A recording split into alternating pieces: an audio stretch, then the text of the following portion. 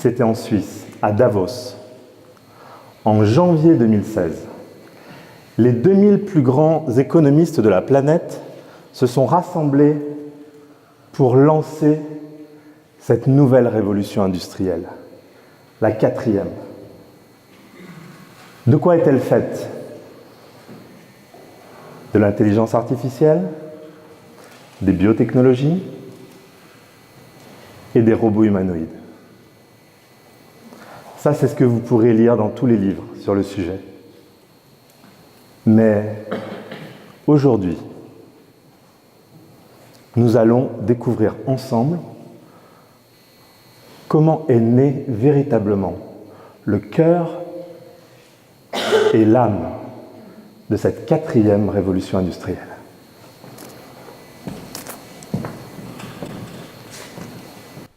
Nous appelons ça la transcendance.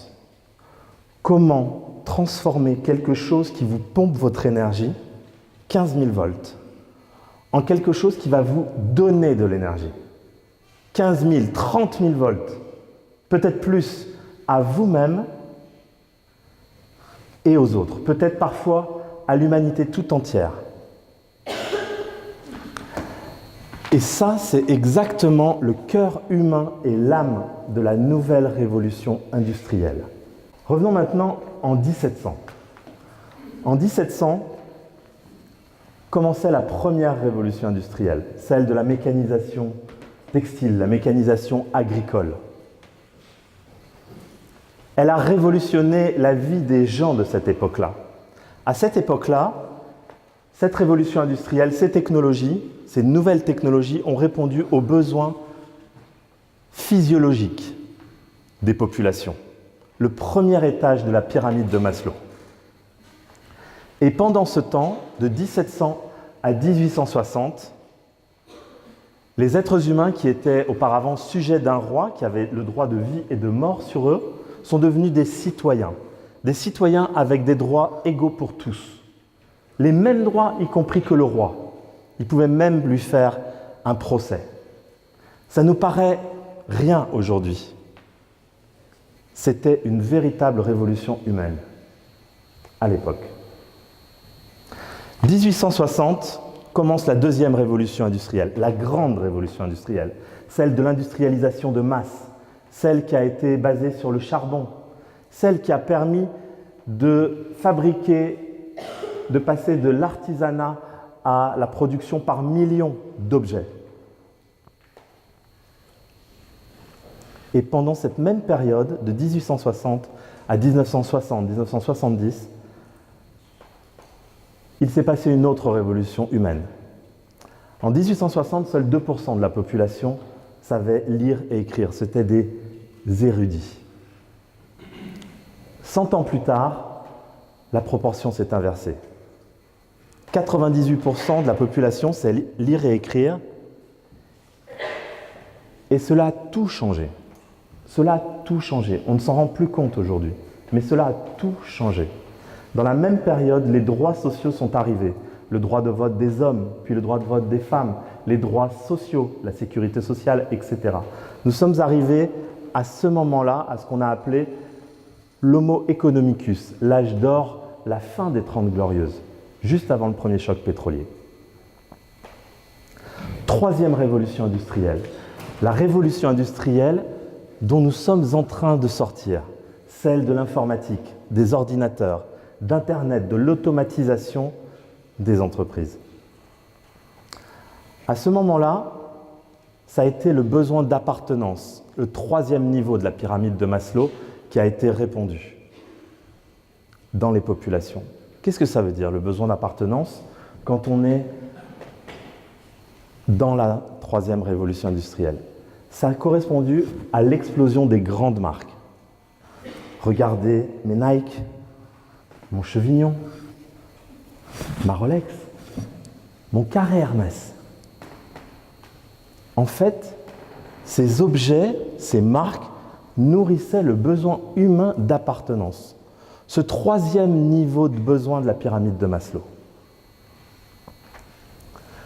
Avec ce produit, je me sentais appartenir à la communauté de ceux qui portaient le même produit.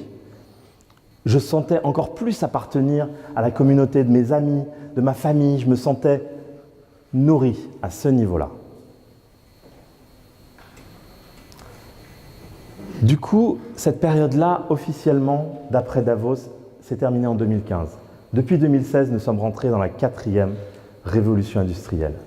À quel besoin va répondre cette nouvelle révolution industrielle?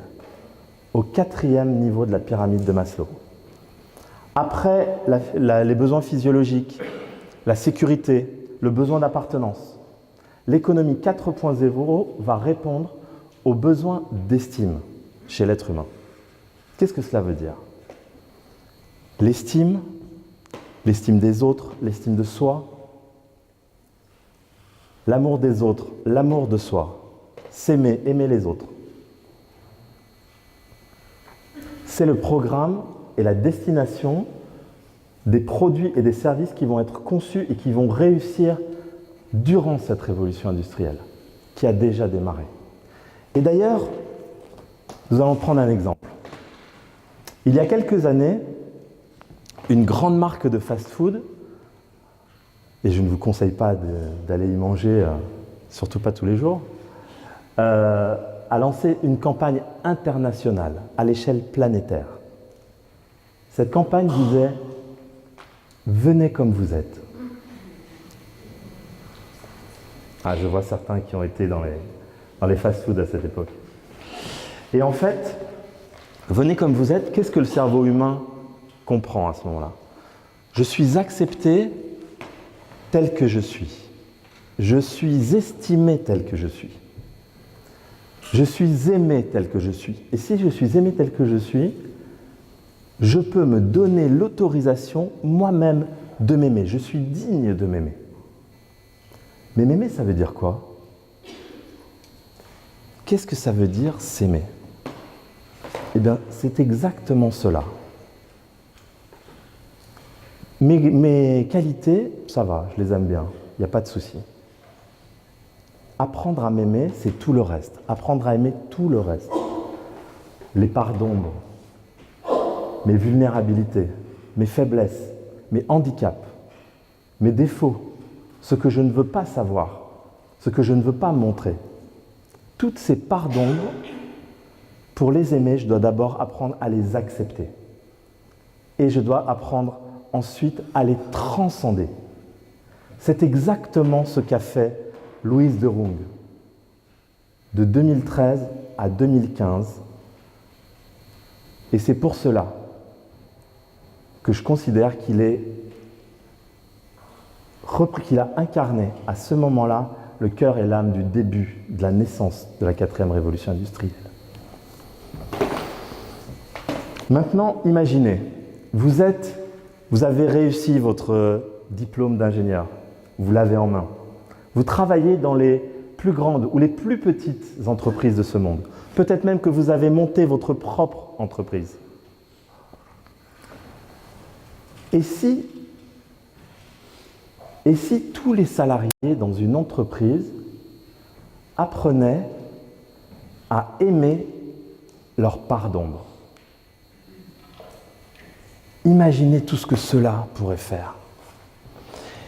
Imaginez que tous les salariés dans une entreprise contribuent à concevoir des produits et des services qui aident leurs clients à travailler sur eux-mêmes, à accepter et à avancer sur eux, à transcender toutes ces parts d'ombre. Imaginez enfin tous ces clients qu'on appelait avant des consommateurs. Moi, aujourd'hui, je ne les appelle plus des consommateurs. Ce sont des êtres humains comme les salariés ou comme les entrepreneurs.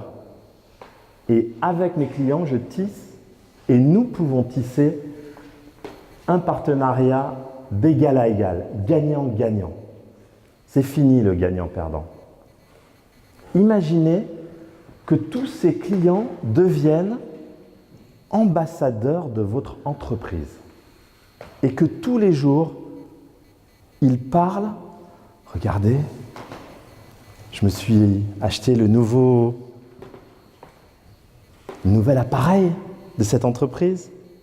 Et si j'en parle pas une fois, 2 fois, 5 fois à ma famille, à mes amis, à mes collègues, mais c'est qu'on m'a coupé la langue. Et là, vous penserez peut-être à un célèbre fabricant d'appareils électroniques, dont le symbole est un fruit. Combien ça coûte pour que mes clients parlent tous les jours à leur famille, à leurs amis, à leurs collègues de notre entreprise qui les fait grandir? Ça leur coûte 0 € d'investissement à ce moment-là. Maintenant, dernière question. À vous qui allez bientôt avoir votre diplôme en poche. Quel est le point commun entre les 3 technologies, les 3 nouvelles technologies 4.0 de cette économie 4.0? L'intelligence artificielle essaye de copier et de dépasser l'intelligence humaine. Les biotechnologies essayent d'augmenter les potentialités humaines, à l'intérieur ou à l'extérieur du corps. Et enfin, les robots humanoïdes essayent de copier le comportement humain. Pour la première fois dans l'histoire de l'humanité, les technologies à la base d'une nouvelle révolution industrielle ont pour point commun l'humain. C'est la première fois, et cela, nous l'avons appelé la Human Connection Economy 4.0. Merci pour votre attention.